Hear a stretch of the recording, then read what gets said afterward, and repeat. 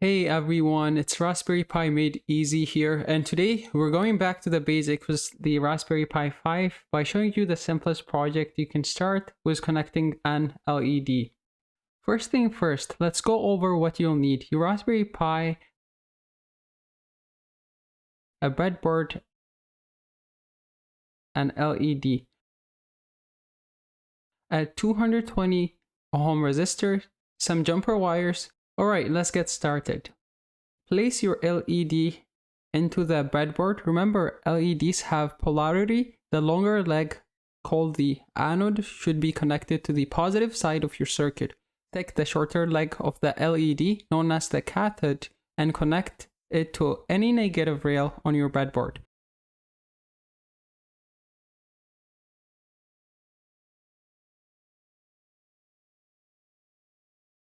Then use a jumper wire to connect the negative rail to one of the ground pins on your Pi. I usually use ground pin 6.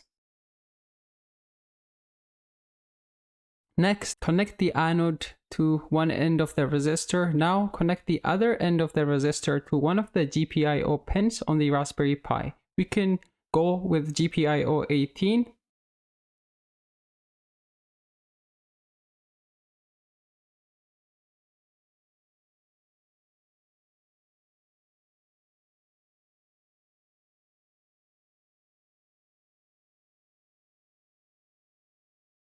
Now it's time to bring a little life to that LED. Power up your Raspberry Pi and open up a Python script in your Pi. We're going to be running a small program to turn the LED on and off. Here's a simple script just to do that. This loop will blink your LED every second until you stop the program by pressing on Ctrl+C. If you're having some issues, make sure to troubleshoot, and if your LED isn't lighting up, first just make sure that your connections are tight.